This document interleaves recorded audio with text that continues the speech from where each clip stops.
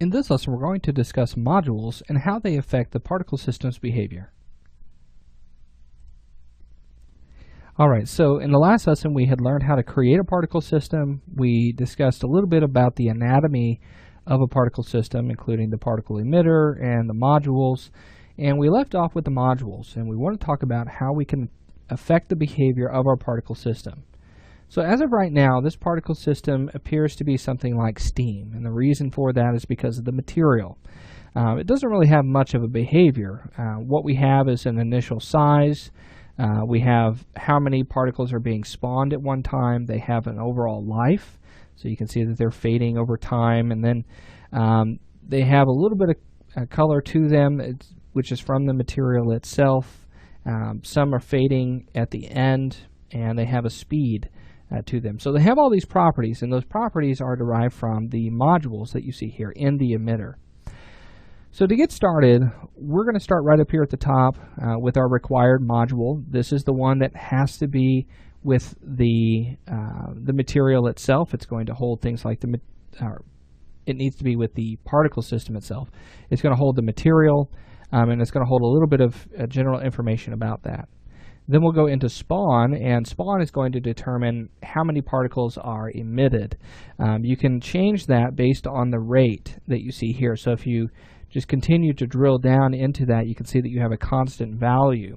Now you can change how this particle emits, or how this particle system emits particles based on the distribution type. So the distribution type, as of right now, it is set to distribution spawn rate. But you can go ahead and you can change it to one of these if you like. In this case, I'm just going to leave it the way it is because it gives me a nice constant value that I can change. So if I change this to 100, we're going to get more particles emitting, and you can see how many particles are emitting at one time. You could also adjust the rate scale, and this is basically just a multiplier. So if we wanted to set this to something like 3, you'll notice that we now have 300 particles, and now this definitely looks like some steam pouring out of a pipe or something like that. Let's go ahead and set this back to 1. Now you might be wondering, well, why don't I just take the constant here and just set that to 300 if I wanted 300? What's the difference in that? Well, you may have a situation where you'll want 300 particles emitting, but you'll have a multiplier that is used through a curve or something like that, and maybe you won't get a full 300 all the time. You want to create a little bit of variation, so that's just one of those values and one of those positives for using that. So now that we've moved on from that, let's go ahead and go on to lifetime. Obviously, this is going to affect the life of each particle. How long does it live? And you have your distribution type. Each particle is going to live for a single second. So the minimum value and a max value is set to 1. Now you can set up a range to where some particles will live for a second, some will live for about 5 seconds, and then in between at any random time. So to set up a range, you could simply do something like 1 and 5. So some will live longer, some will die at 1 second, so on and so forth. So it all depends on how you want that set up and what behavior you need for your particle system. In this case, I'm going to go ahead and just set it to 1 for right now. Then we have initial size. Initial size obviously is going to deal with the initial size of each particle. So as of right now, they're set to 25. Now if I was creating something like dust, let me go ahead and bring that particle effect back in here. If I was creating something like dust, I probably wouldn't use particles that large. Might knock this down to maybe 10 all the way across on that, just for right now. So that way we can still see. We may even go smaller than that if needed. So it's set to a constant value of 10, so each particle is going to be the exact same size. If you wanted to, you could set your minimum value to, let's say, 5 on those, and you'll have some that are smaller, you'll have some that are larger, totally up to you.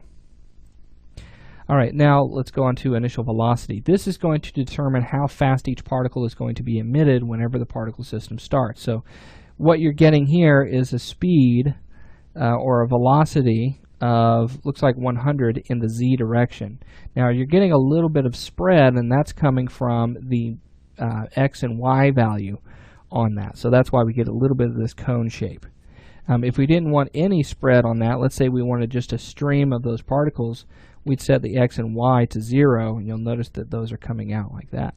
Now, the reason that we're still getting a little bit of spread is because we have a min value, which is setting to a negative value there. So here's a constant stream.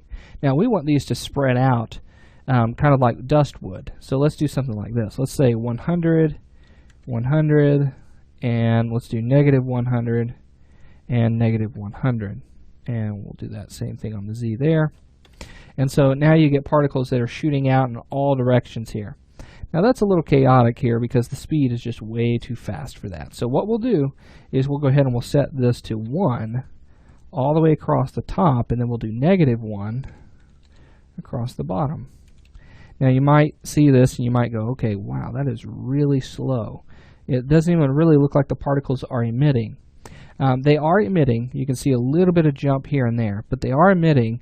It's just that the speed that they have doesn't allow them to go that far out. And so now we need to talk about how do we get them to emit in a different location instead of a single point like that. We'll talk about that here in just a moment. There's one other thing that I want to talk about because we have this color over life module that came with this default particle system.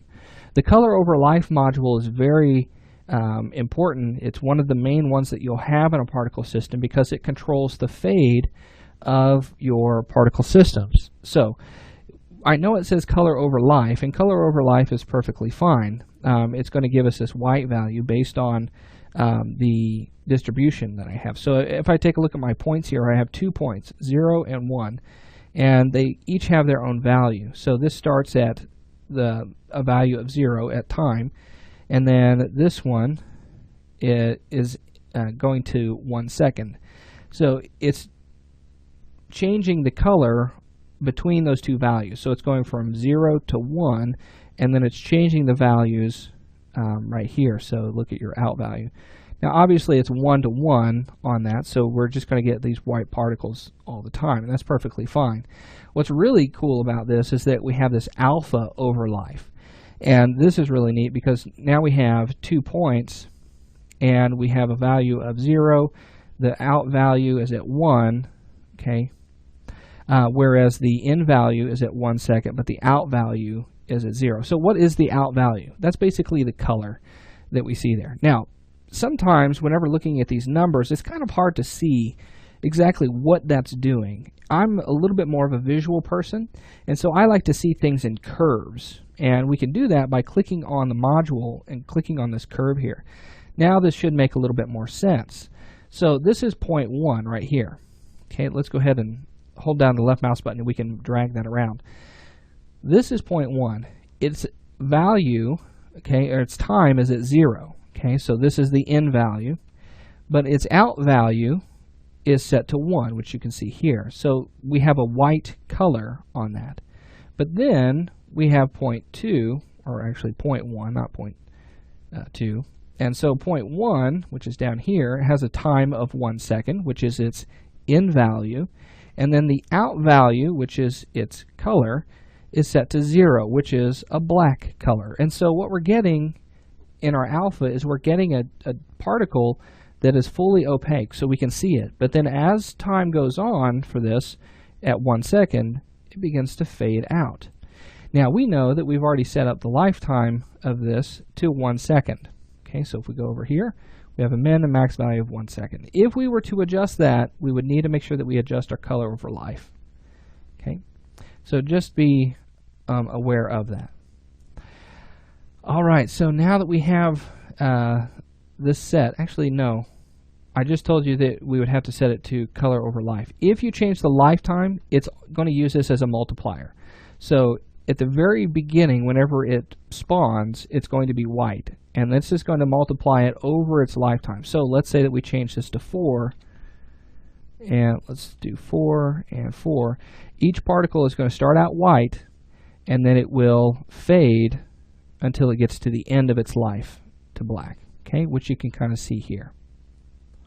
All right, so now let's go ahead and talk about how we can modify this even more. We've talked about all of these initial modules, and I hope you kind of get an idea of how they work. You select each module, adjust the details, its properties, and then reiterate.